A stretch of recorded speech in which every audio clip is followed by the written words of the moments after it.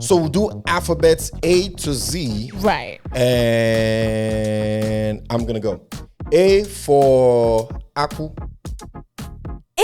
B for banana. What is she already now? You said fruit. Oh, food. Food.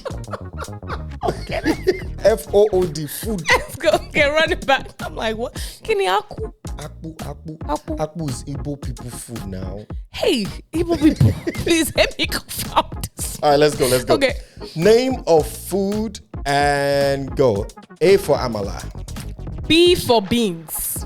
Wow. C for catfish. E for eba. Wow. F for filet mignon.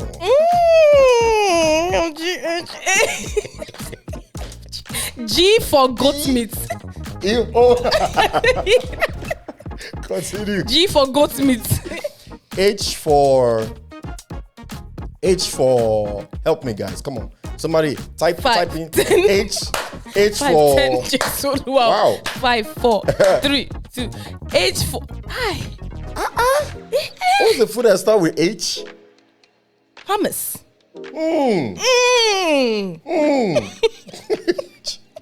I for Iyan.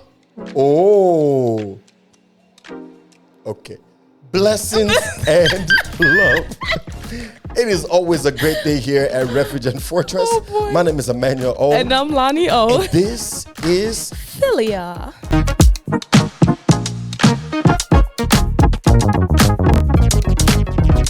So we made it finally to the end of the month of October. Our parent series is coming to an end until next time. And we hope we've been able to share a tip or two here and there to help not only the couples, the significant others, the singles in the picture, but also the parents as well. So it's like our partner and parents series. So we hope we've been able to help the partners and as well help the parents. So finally today we're talking directly to the parents. Yes. As we've realized that there's been a gap between the parents and this generation, and it's becoming increasingly more difficult for parents to be able to communicate and have communicate effectively and have a meaningful relationship, a two-sided, I should say, relationship with their children and their parent. And so today we're gonna give some tips on getting to know your this generation children. Yes. This topic is for parents. And so if you are a parent, you're welcome here. Pull up a chair and sit down. This is our time. Let's hang out, And if you're not a parent, we encourage you to listen and you could also share this video with your parents. Yeah. So the first tip, mom and dad, that we have today when it comes to getting to know your this generation children. Yeah. And when we say this generation children, what are we talking about? We're talking about anyone from the age of 10 even all the way to 30, I would say. Yeah. Maybe, right? Yeah. 30, I think 25 after 30. Or thereabout, right? And the reason being is there's a lot of disparity. There's a lot of gap between the parents, the more traditional parents than and the children of this generation, the people of this generation, the millennials, and stuff like that. And so, the Gen Zs and stuff like that. What you want to do, mom and dad, is you want to meet your children at their level. Yeah. Understand this. Your mentality, your way of thinking, the way you see life is completely different from the way it is now. Yeah. And we have a lot of parents who have yet to move to now. Yeah. And it's becoming increasingly difficult to speak the same language with your children. You're saying English, they're just not hearing you. Yeah. And whatever it is that you're saying, you will find that somebody younger, would say the same thing and they will receive it. And you look at them like, I just told you that. I just said that yesterday. And you're looking at them and you're wondering, but I just told you that. The difference is approach and the way you said it, right? And the way you delivered the message, right? So you want to try it as much as possible to meet your children at their level. Yeah. Another way to explain that properly is this. When I was growing up, and I was about maybe 5 years old or thereabouts, my mom would talk to me like I was already 20 years old. Right. And she had expectations of a 20-year-old from me who was 5. Right.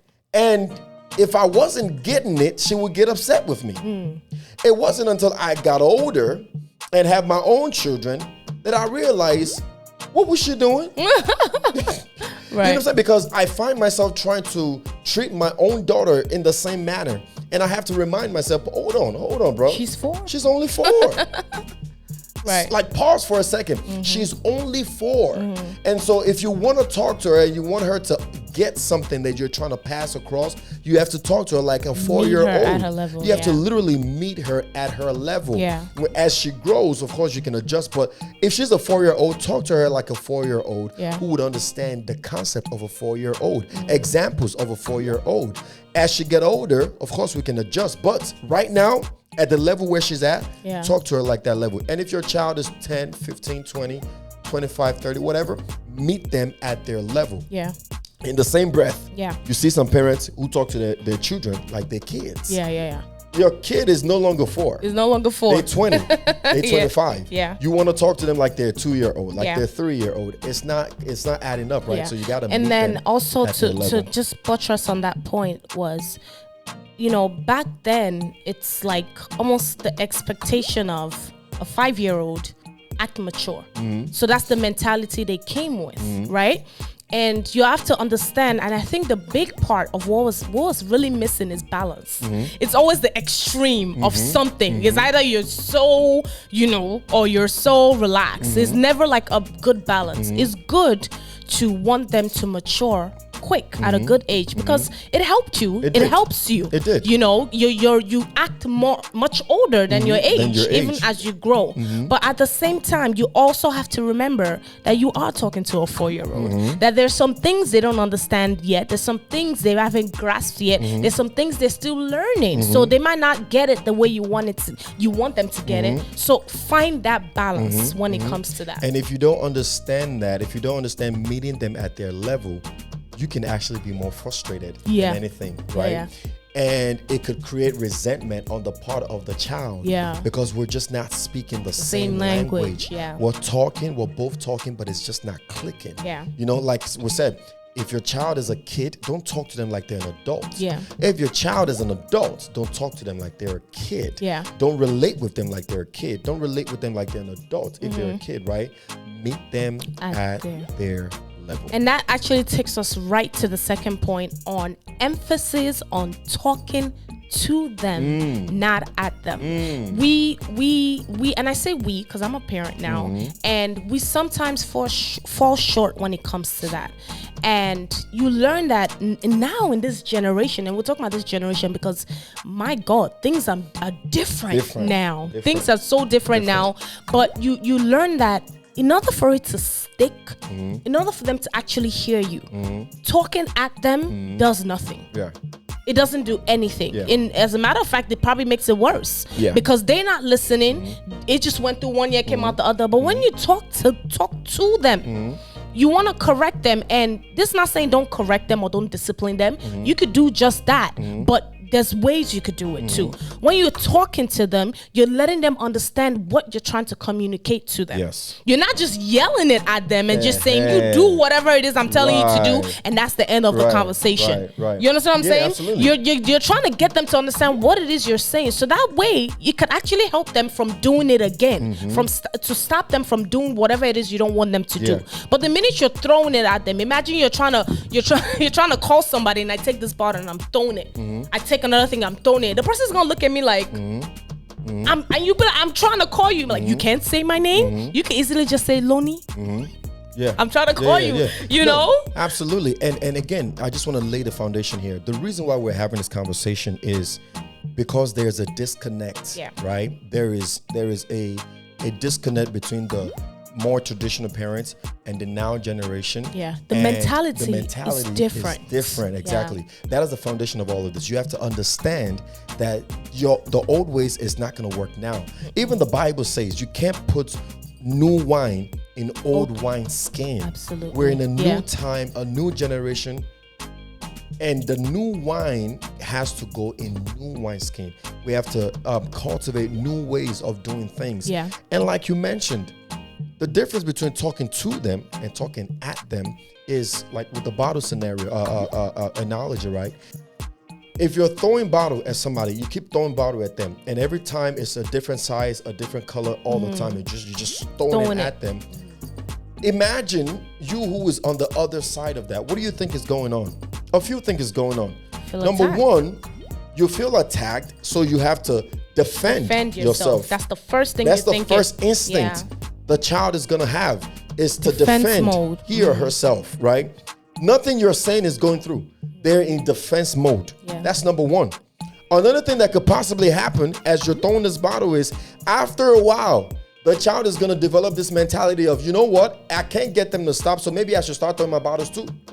If I start throwing my own bottles too, maybe they will stop because they just keep throwing this thing at me, talking at me and not really talking to me. And so you see a person come talk to, we've both had situations where parents will call us and say, talk to my daughter for me, she's not listening. Talk to my son for me, she's not listening. Maybe if you talk to them, they will listen. And then we get on the phone or we have a one-on-one with them, and it's like whatever thing that the parent has been trying to get across, we get it across, and the parent is like, how did you do that? Because we spoke to them. We just had a conversation with them. We listened to them. We understood where they were coming from, and we explained things to them to help them see, reason, and understand where you're coming from, rather than throwing it at them. So, mom, dad, please understand there's a difference between talking to your kids and talking at your kids. It's like we said, I love that analogy. You're literally throwing bottles at your kids of different size, different colors, different weights. After a while, the third thing that happens, if they don't get in defense mode, if they don't start throwing it back at you, the third thing that happens is you will hurt them. You will hurt them. You make them fall. Yeah. After a while, it's like they blocking this thing, and you keep throwing it. You're gonna hurt them. You're gonna cause push them to bleed. away. You're gonna let them They start fall. avoiding you. They start avoiding you because they don't want to get hurt. Anymore. Right. You know what I mean? So please, talk to them, not against them. Not at them, rather. Yeah. Now the third point, which leads me to the third point, actually, is parents. We want to be purposeful, right? We discipline our children. We're not afraid of disciplining our kids. We were disciplined, right? It's biblical. And it's biblical. You know what I'm saying? So we discipline our kids. And whenever we're disciplining our kids, we don't just discipline for the sake of discipline. Yeah. I remember growing up, I had an uncle who something was about to happen, right? And I happened to be in the same room as the grown-ups. And because I was the only young person there, this uncle felt like whatever was just discussed right now, that I would take that conversation and go spread it and go talk to my siblings and my cousins and stuff like that. So as they finished the conversation and the news was broke and everything like that, what did he do? He smacked me. He slapped me in the face. I didn't do nothing. And everybody jumped up and said, oh, what happened? Why? How? And he said, I slapped you just in case. Just in case. Oh my God. A just in case slap. Yeah. For what? Yeah. He said, just in case you're going to go out there and tell your siblings and your cousins, I'm slapping you right now so you remember before you say it, if you're about to say it. And my mom looked at him like, you done lost your mind. You done lost your mind. That you will slap my son like that for what? Yeah. So it became a whole thing, and they argued and blah, blah, blah, blah, blah. But we do that as parents. When we're disciplining our kids, we tend to do a just-in-case discipline. A just-in-case discipline. rather than telling them, I am disciplining you because of what was done, right? what you did. So so you don't do it again. Let me talk to you. Let me discipline you. Let me be purposeful and intentional in my approach in disciplining you. Yeah. Or in whatever. In correcting you, whatever the case may be. In talking to you, in communicating with It's you. all discipline. Whatever the case may be, let there be a purpose and an intention behind it. Yeah. It will guide your approach. Because if you do a just in case thing, you're just doing anything anyhow. The child don't know why we're having this conversation. Yeah. And then even on that same point, this happens as well where the child did something in that moment. And now is even talking about the younger ones, right? The child did something in that moment and maybe you're in public. You decide not to address it in that moment. Hours later has passed and that's when you decide to get upset, to yell, to punish, or whatever the case may be. That child has forgotten what happened. Exactly. You have to remind It's pointless. We're talking about being intentional, being purposeful. In that moment, it's a matter of, come here. Don't let me ever see you do that again. Do you know why you're being yelled at? Do you know why you're being disciplined? Do you know why you're being punished? Whatever the case may be. Do you know why you're facing the wall? Do you know why you're on timeout? In that moment. So that way they understand what the issue is. And being purposeful, being intentional, it's not hours later. It's like, oh, like the just in case. Or remember what you did yesterday or last week. What? Yeah, I don't even remember what I ate yesterday. And that scenario speaks to the younger folks. Yeah. But there are older folks and parents are not being purposeful and intentional in their approach. If we want to talk, let's talk. Right? Get a point across to me. Right. With a goal in mind. My goal is to help you see that what you did, the approach you took. You know, talking to a grown son or a grown daughter right now, right? As a parent, a young adult, a young adult, right, or a teenager, whatever, right? Yeah, a young adult, right? My goal is before I even approach the kid, I already know what my goal is. Yes. My goal is not to yell at you and to show that I'm dad or I'm mom and I'm about to discipline you. That's not my goal. My goal is to correct you and to ensure that you learn from this mistake. So what am I thinking of? I'm thinking of ways and approach and how I'm going to get this point across that will actually get the job done, not to make the matter worse, right? So my goal is to talk to you and get you to understand that the way you went about this matter is not necessarily the way of wisdom. If you had done it this way, if you had done it that way, if you had thought about this and you've thought about that, maybe it would have been better. I'm just, do you understand what I'm saying? Do you see where I'm coming from? I'm just, because going about it that way will get the point across. Yeah. It will get the job done. As opposed to, oh, this, oh, that, oh. In the heat of the moment. In the heat of the moment, you're not going to get anything done and you're not going to fulfill the purpose that you're trying to fulfill. So I would say for our parents to learn now to make the intention and the purpose of whatever clear to yourself first, so you can make it clear to the kid. Because sometimes you will find parents, they are disciplined kids and they themselves have forgotten what the issue was. They don't remember the issue. They just know that you have broken his PS4. You don't even know why you broke his. I owe this kid a discipline. And I when I get home, I owe you a conversation. Foods, everything. Go and lock it up. In fact, Mom, I owe you a talk. I owe you something, Sha. And then you don't remember. You don't remember what happened. The person you're talking to don't remember what happened. So we want to be purposeful. Yeah. We want to be intentional. We're just talking about how to deal with this generation kids. They're different. They're a different breed. Okay, the next way or the next way to communicate, understand your now getting to know them. Your now generation kids. This generation children. Thank you. Is by growing with them. We were just talking about the younger ones when it came to some points. Now we're talking about the older ones, right? We're talking about the teenagers going to becoming a young adult and an adult and growing with them. A lot of times as parents, we look at our kids and we're like, that's still our baby. That's still our, 3-year-old, 4-year-old, kind of mentality. And to some extent, it doesn't help when you have a grown adult child. Yeah. You can't talk to them or expect the same rules and regulations or the same expectations as your 5-year-old, as your 30-year-old or your 25-year-old. It's not the same thing, because now you're talking to an adult. Yes. They will always be your baby, but you have to put some respect. You're talking to an adult. You're talking to somebody that's in marriageable age. They got a whole family. Listen, at a certain point, respect comes both ways. It has to be there. So you have to look at them not as the baby they once were, but as the grown man and woman like you that they are now. And in that aspect of things, you treat them in the same light. You address them in the same light, meaning like, the way you communicate with them. Nowadays, it's not go to your room. It was 25-year-old that you tell to go to their room. Some of them don't even live with their parents anymore. It's a matter of, let me talk to you as a man. Let me talk to you as a woman.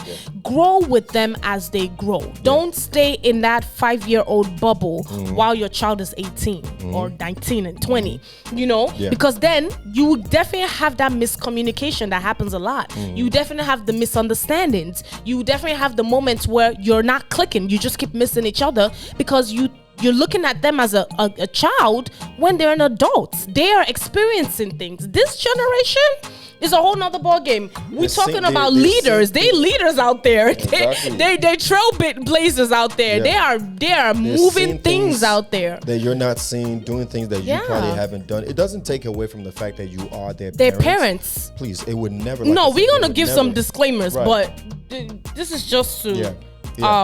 Grow with them. Yeah. Like you were saying, I wouldn't talk to my 4-year-old the way I talk to her now when she's 20. Yeah. I have to grow with her. I have to grow with her understanding and knowledge.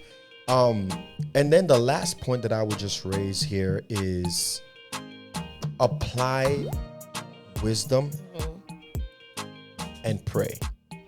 Right? Pray. Because if you're a parent and you're watching this, I want to commend you. Yeah. I want to say thank you for watching. Because it shows that you care about having a good relationship with your significant other. If you're not a parent and you are going to share this with a parent, I want to commend you and I want to thank you as well. Because again, it will show that you care about relationship with the parents. Yes. Look what the Bible says in Job chapter 12, verse 12. It says, "Is not wisdom found among the aged? Does not long life bring understanding?" Question: is not wisdom found among the aged, among the grown-ups? Does not long life, meaning experience and longevity of life, the fact that you've been around as long, does it not bring understanding? In other words, and then the Bible says the principal thing is wisdom. Therefore, get wisdom. Yes. And in all your gettings, get understanding. Yeah. And I feel like the second part here is where most of our parents are not literally are falling short a little bit.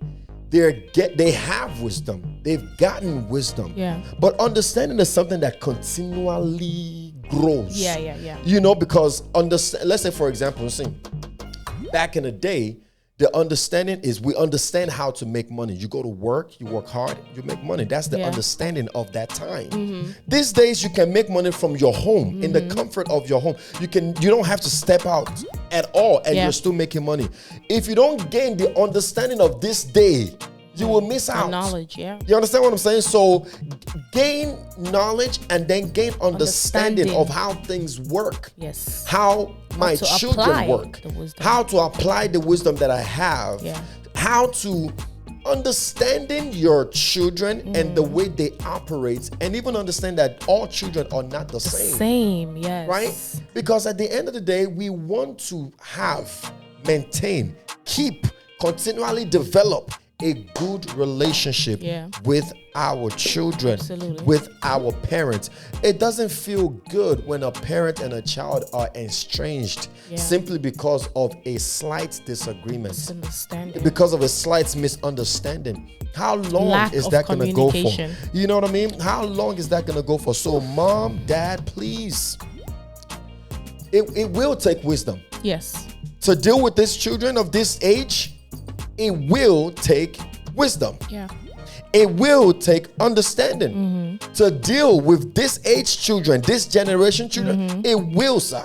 It will, ma, take wisdom and understanding. So please, let's apply it in dealing with each individual children, and then let's be prayerful. Enlist God. Let's enlist the help of the Holy Spirit, because we cannot do it on our own. No. Mom, dad, you will not disown your children. Children, you will not and you cannot disown your parents. Yeah. And so we need to stay prayerful, and we need to keep applying wisdom, that we don't lose our way, that we don't give the devil a chance in our life. I don't want to preach, so let me just stop here. Let me just stop. Preach on. I don't want to preach. Let me just stop there. Yeah. Disclaimers. I want to put this out there because we don't want any misunderstanding. Get what we're saying, right? And I like how you say you want to commend the parents. I want to commend the parents because being a parent is it's a serious work, because you're responsible for another human being. You're responsible for how the person comes out. You teach them from a very little age what it is they start learning, what it is they start, the wisdom, the knowledge, everything. You're the one responsible for that. So we commend every parent out there, together with single parents, whatever the case may be. Especially now that we're parents, we know. We understand, and it's work, and the prayer is that God continues to help us and teach us and give us the wisdom on how to raise our kids. Now, we want to understand discipline is needed. Yes. Love is needed. Yes. They come hand in hand. You discipline the Bible says, train your child in the way they should go, that they shall not depart from. They will not depart from it. It says, spare the child, spare the rod. Spare the rod. Sorry. It says, spare the rod, spoil the child, right? Discipline is important. We're not saying don't discipline or don't correct or don't. We're talking about how to. We're talking about the best way to go about it for this generation, right? So I just wanted to just put that disclaimer out. Okay. And then for the kids, for the children, this by no means gives room for this now generation. In this generation, in the last one, in the one before, in the one that came 1,000 years ago, and the one that's coming 1,000 years to come. There is no time ever is it okay to disrespect your parents. No. Never. This generation, there is no time. In this now generation that we're calling you, there is no time where it's ever okay to disrespect your parents. So this is just to help the parents understand you better. It's just to help them understand how things are different now. You know, it's not really the same mentality that we have before that we have now. It's just to help them navigate how to have a better relationship with our kids. That's what this is about. And also, it is okay, parents, it is so okay to be emotionally available for your kids. Yes. You know, I understand that we most of our parents come from a different times. We don't have new age parents. What new age parents? New age parents. We don't have we have new age parents now, but we're talking about the older generation parents, right? And this goes for the new age parents. It does go for the new age parents because a lot of mentalities can be passed down. Exactly. You know, a lot of us new age parents, we learn parenting from our old age parents. Yeah, so we have the same. Passing some of these things on, and we need to remind so we're learning from this.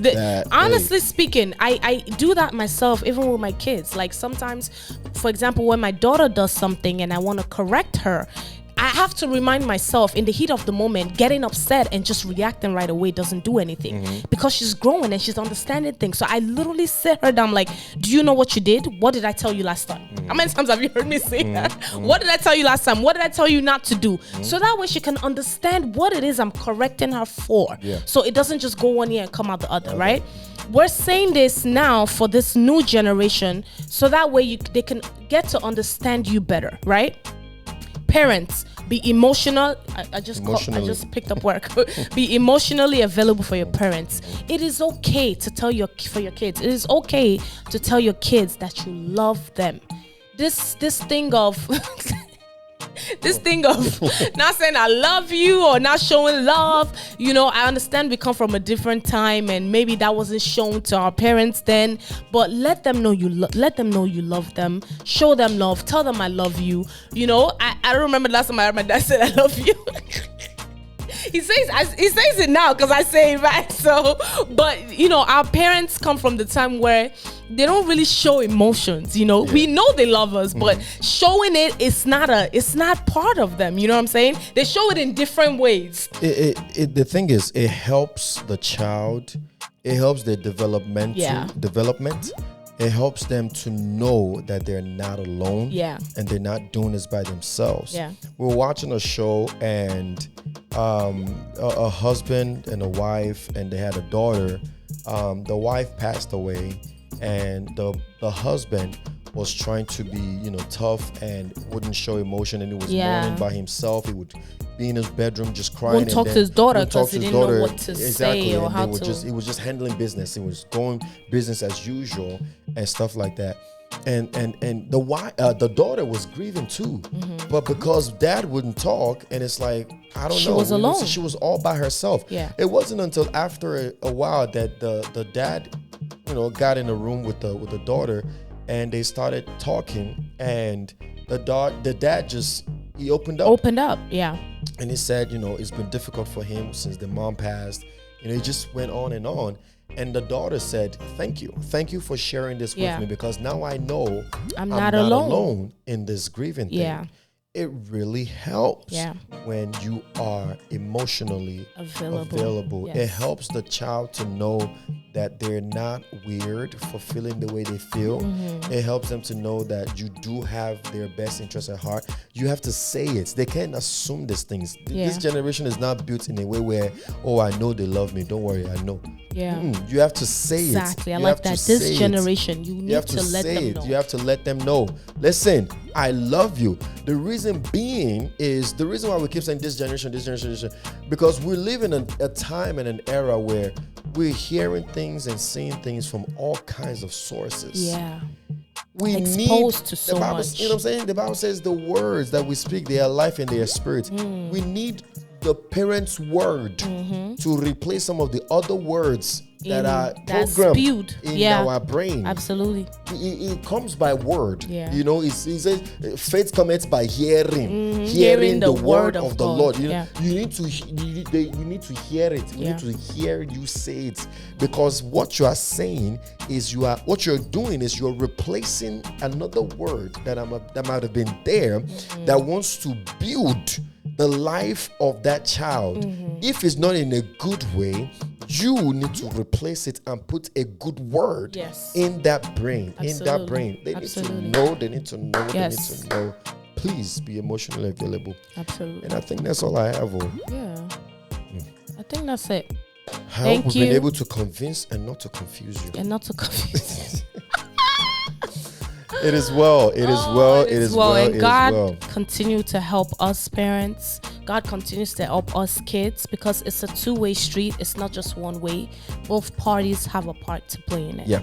And if you've enjoyed this series, this Partner and Parent series, please share, like, subscribe, comment down below. Let us know that these contents are doing something for you. It helps us to know that you're being blessed by what we are, the approach we are taking now with our messages, really.